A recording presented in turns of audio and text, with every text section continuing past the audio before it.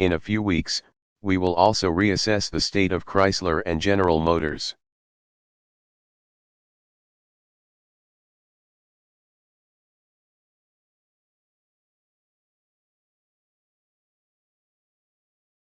Two companies with an important place in our history and a large footprint in our economy, but two companies that have also fallen on hard times.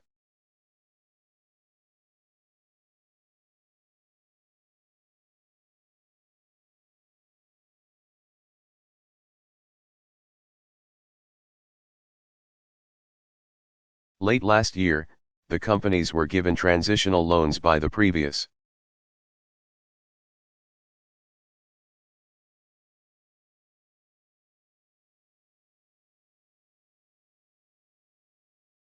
administration to tide them over as they work to develop viable business plans.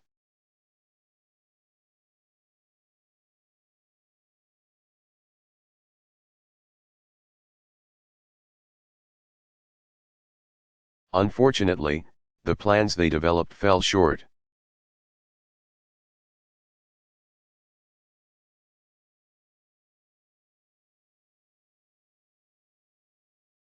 So we've given them some additional time to work these complex issues through.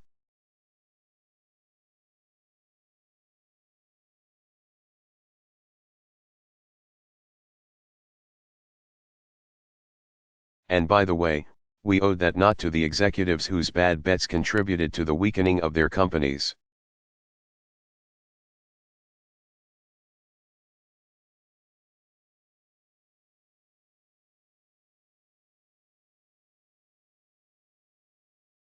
But to the hundreds of thousands of workers whose livelihoods hang in the balance, entire towns.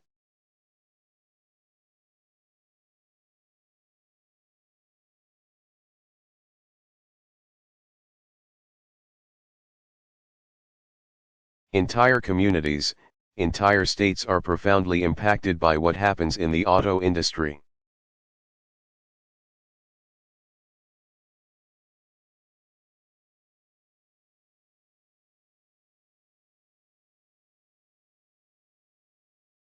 Now, it is our fervent hope that in the coming weeks, Chrysler will find a viable partner and GM will develop.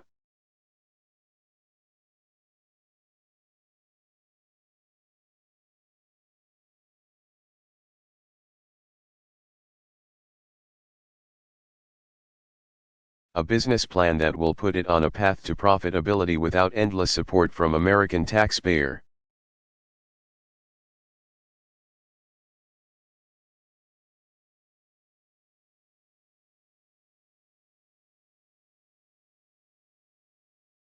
In the meantime, we're taking steps to spur demand for American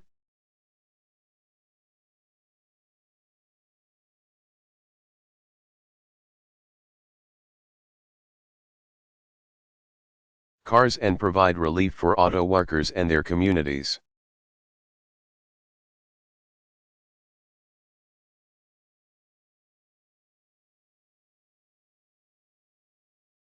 And we will continue to reaffirm this nation's commitment to a 21st century American auto industry that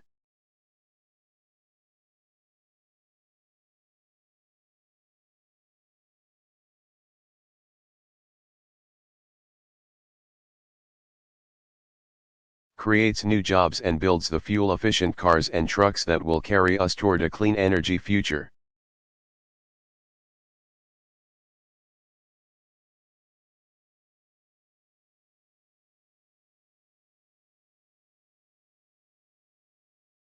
Finally, to coordinate a global response to this global recession.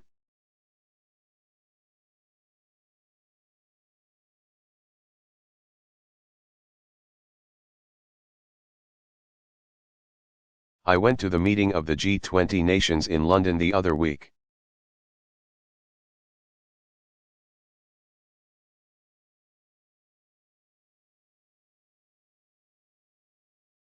Each nation has undertaken significant stimulus to spur demand.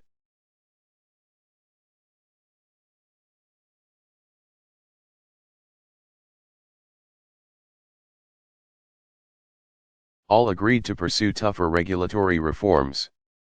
We also agreed to triple the lending capacity of the International Monetary Fund, which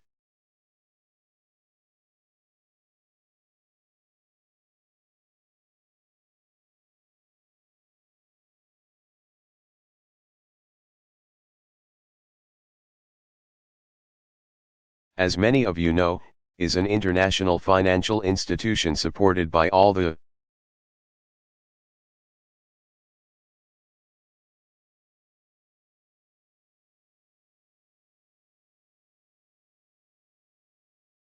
major economies so that they can provide direct assistance to developing nations and vulnerable populations.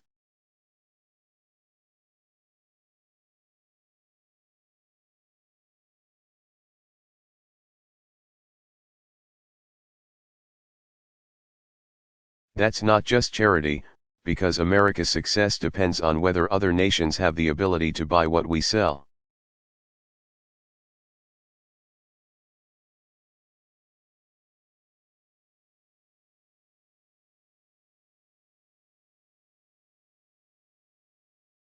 It's important that we pay attention to these emerging markets.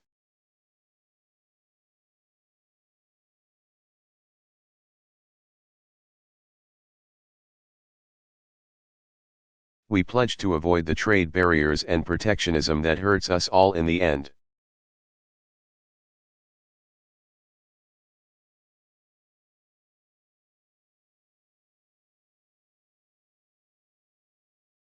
And we decided to meet again in the fall to gauge our progress and take additional steps if necessary.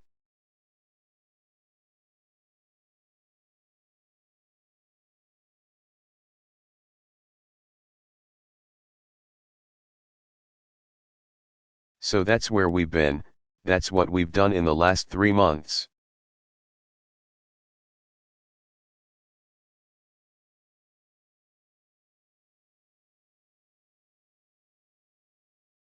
All of these actions: the Recovery Act, the bank capitalization program,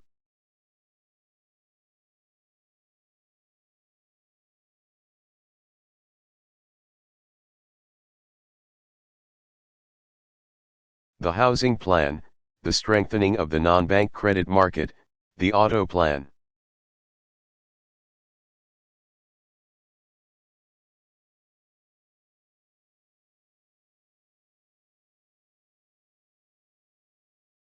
And our work at the G20 all have been necessary pieces of the recovery puzzle.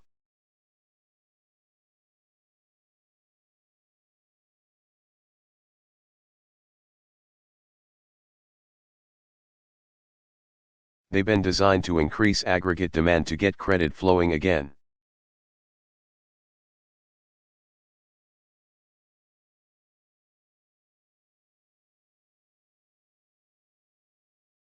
To families and businesses, and to help families and businesses ride out the storm.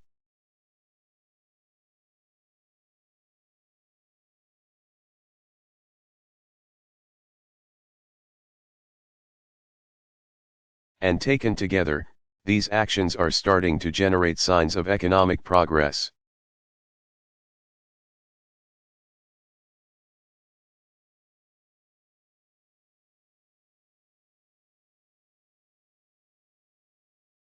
Because of our recovery plan, schools and police departments have cancelled planned layoffs.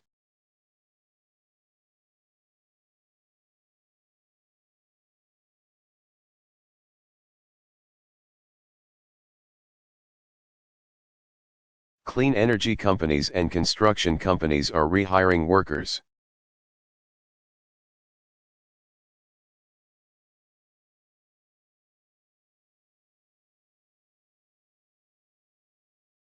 To build everything from energy-efficient windows to new roads and highways.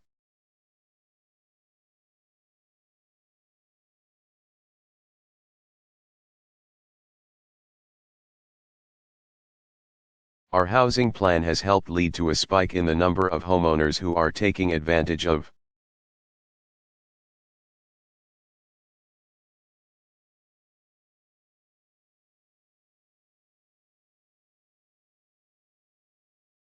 historically low mortgage rates by refinancing, which is like putting a $2,000 tax cut in your pocket.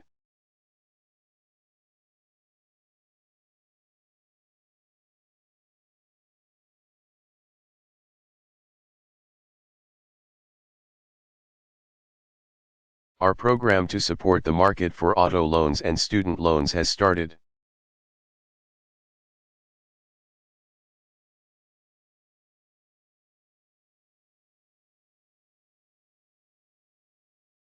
To unfreeze this market and securitize more of this lending in the last few weeks.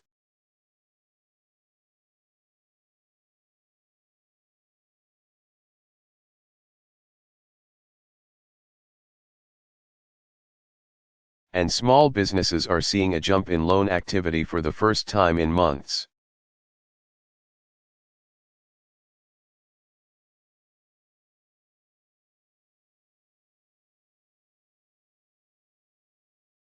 Now, this is all welcome and encouraging news.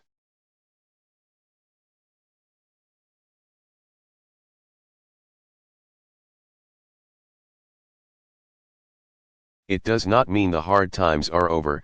2009 will continue to be a difficult year for America's economy.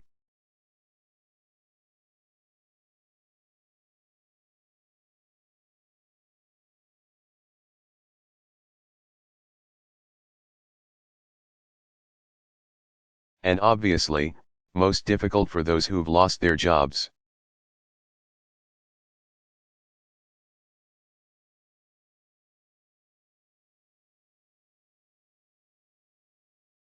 The severity of this recession will cause more job loss, more foreclosures, and more pain before it ends.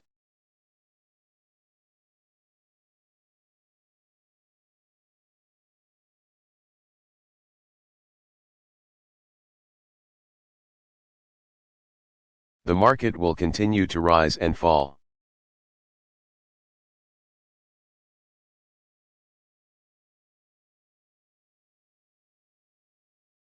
Credit is still not flowing nearly as easily as it should.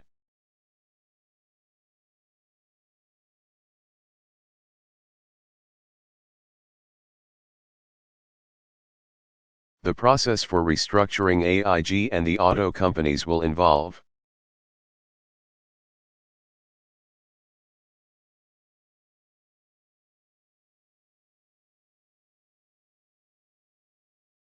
difficult and sometimes unpopular choices. We are not finished yet on that front.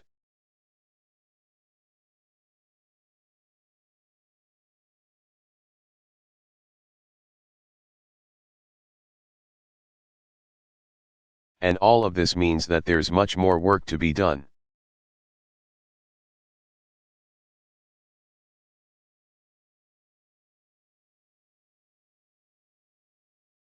But all of this also means that you can continue to expect an unrelenting, unyielding,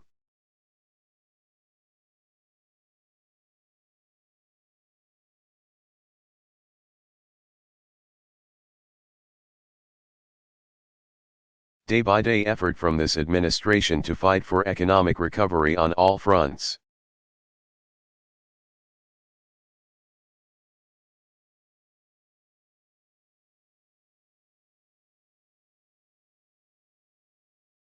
But even as we continue to clear away the wreckage and address the immediate crisis,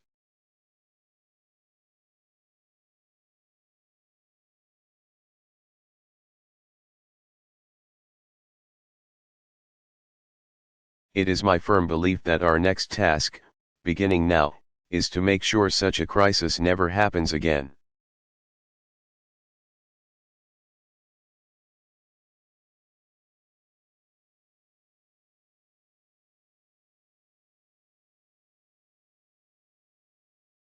Even as we clean up balance sheets and get credit flowing again.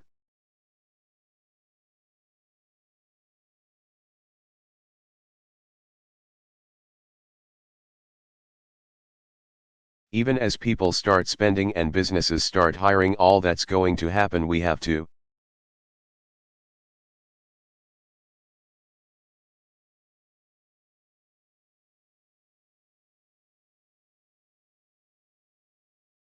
realize that we cannot go back to the bubble and bust economy that led us to this point.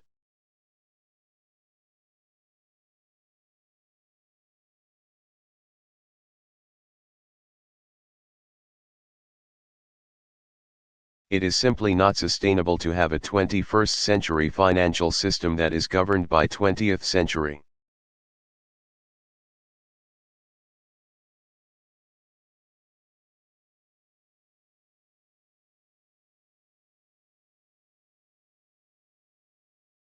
Rules and regulations that allowed the recklessness of a few to threaten the entire economy.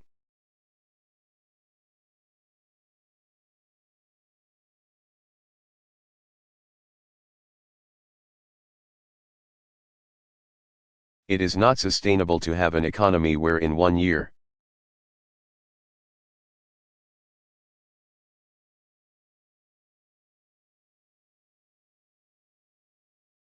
%40 of our corporate profits came from a financial sector that was based on inflated home prices.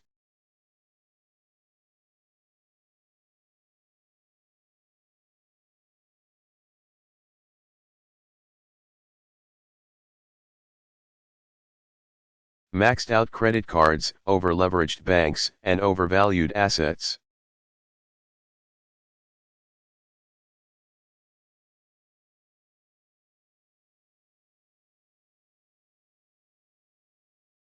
It's not sustainable to have an economy where the incomes of the top 1%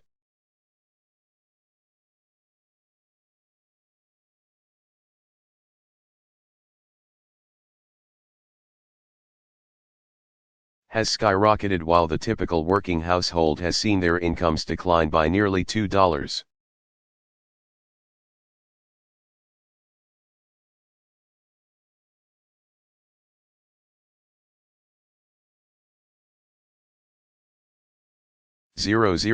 That's just not a sustainable model for long-term prosperity.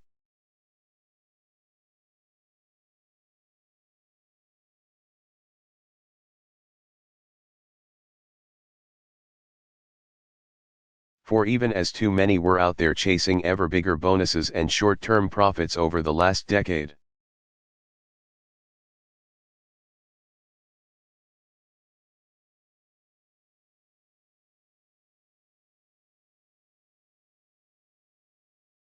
We continued to neglect the long-term threats to our prosperity, the crushing burden that the rising cost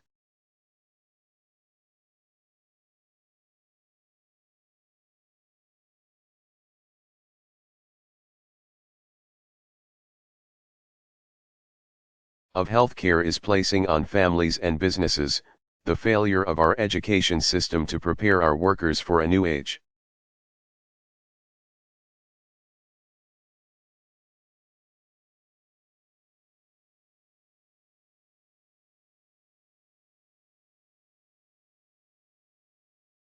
The progress that other nations are making on clean energy industries and technologies.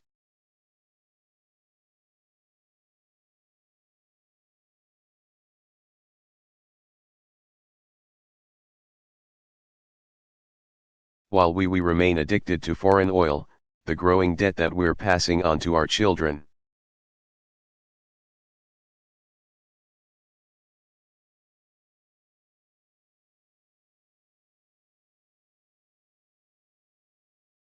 Even after we emerge from the current recession, these challenges will still represent major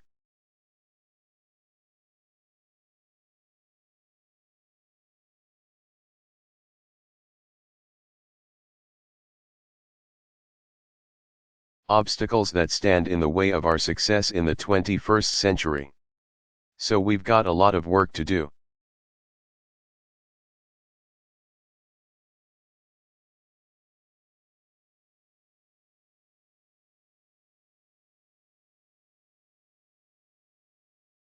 Now, there's a parable at the end of the Sermon on the Mount that tells the story of two men.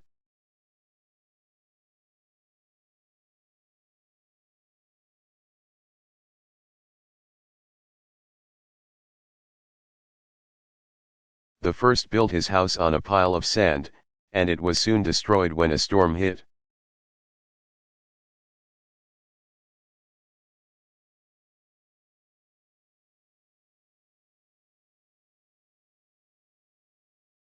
But the second is known as the wise man, for when the rain descended, and the floods came,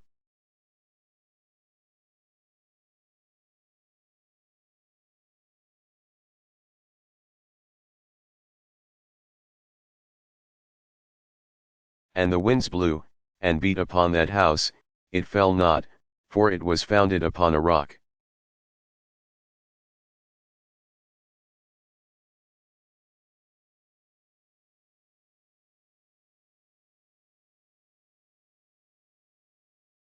It was founded upon a rock.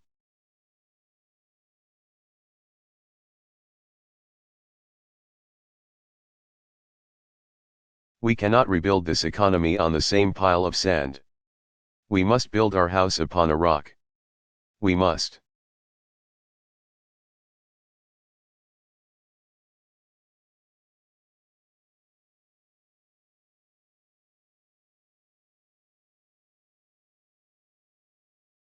Lay a new foundation for growth and prosperity, a foundation that will move us from an era of borrow.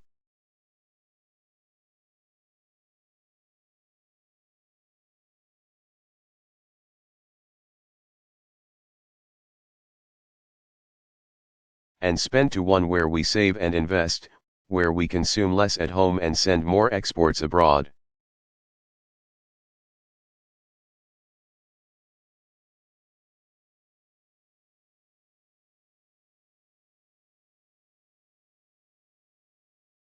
It's a foundation built upon 5 pillars that will grow our economy and make this new century another American century.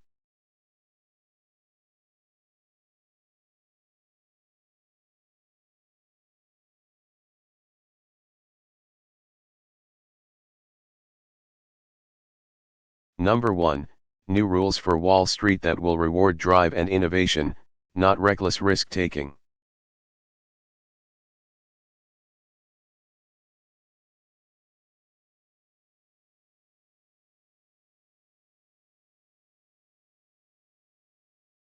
Number 2, new investments in education that will make our workforce more skilled and competitive.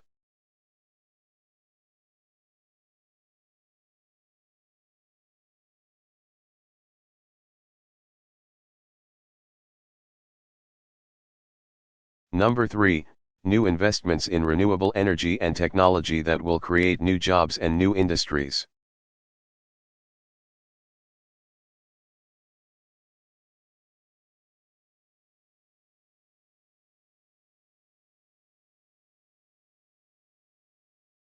Number 4, new investments in healthcare that will cut costs for families and businesses.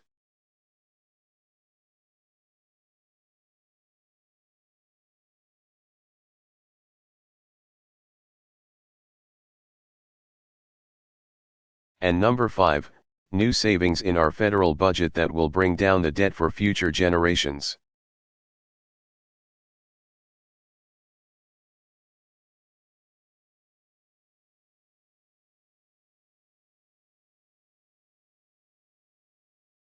That's the new foundation we must build.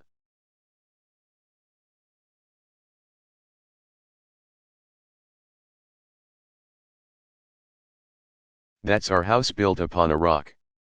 That must be our future and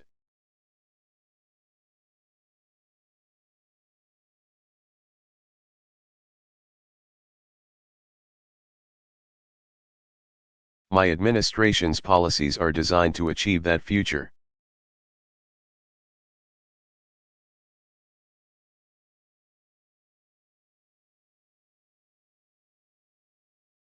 Let me talk about each of these steps in turn.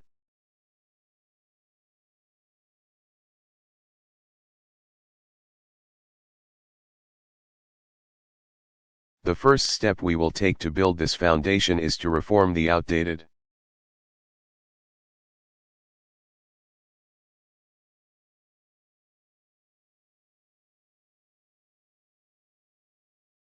Rules and regulations that allowed this crisis to happen in the first place.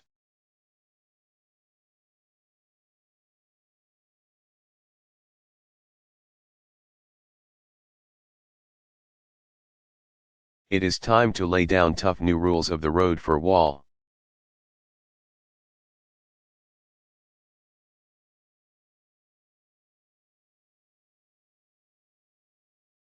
Street to ensure that we never find ourselves here again.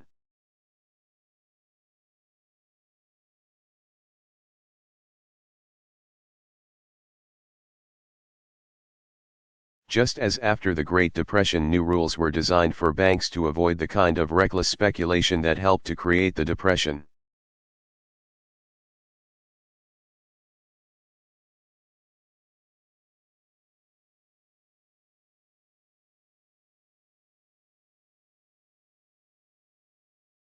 So we've got to make adaptations to our current set of rules.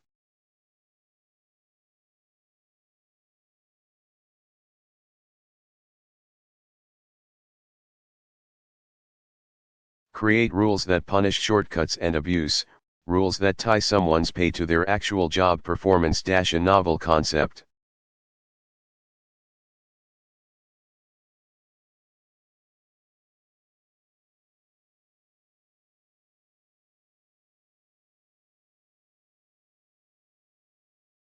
Rules that protect typical American families when they buy a home, get a credit card or invest in a 401k.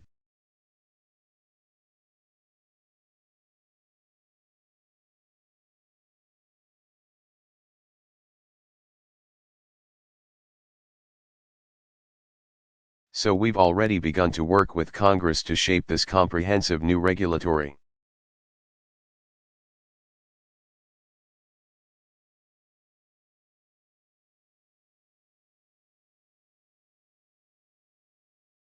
framework, and I expect a bill to arrive on my desk for my signature before the year is out.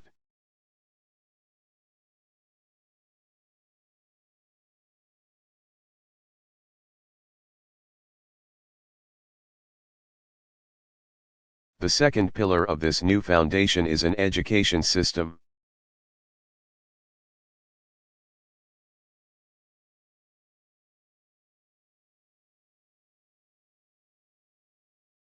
That finally prepares our workers for a 21st century economy.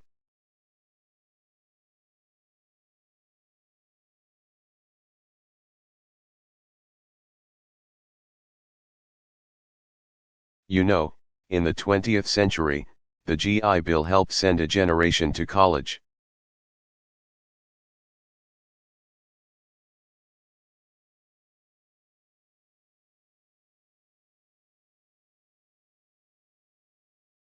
For decades we led the world in educational attainment, and as a consequence we led the world in economic growth.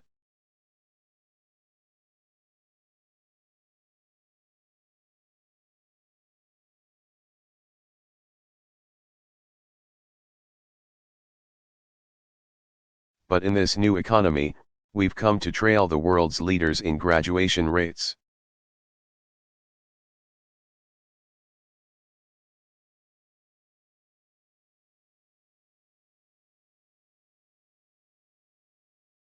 In educational achievement, in the production of scientists and engineers.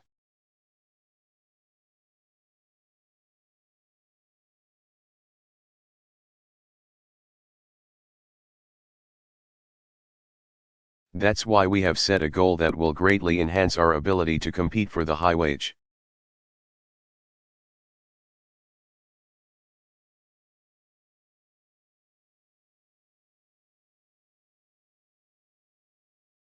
High-tech jobs of the 21st century, by 2020.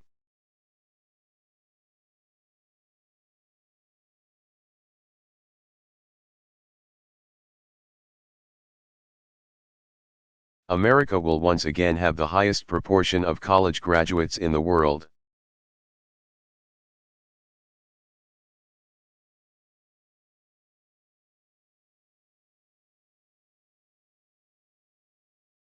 That is the goal that we have set and we intend to do.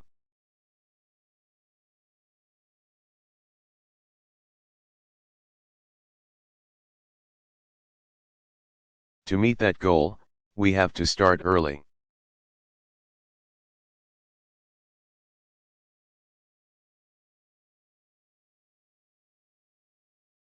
So we've already dramatically expanded early childhood education.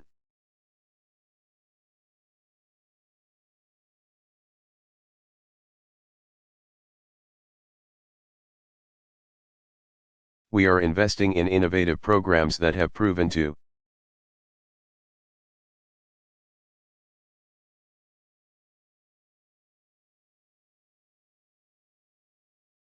Help schools meet high standards and close achievement gaps.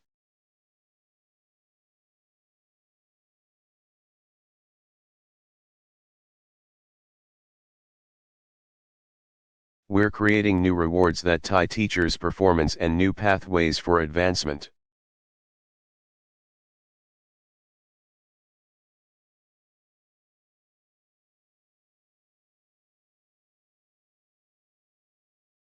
And I've asked every American to commit to at least 1 year or more of higher education or career training.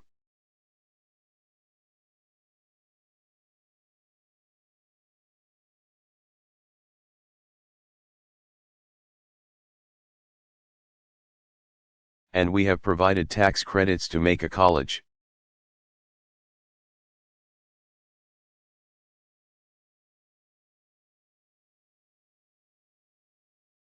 education more affordable for every American, even those who attend Georgetown.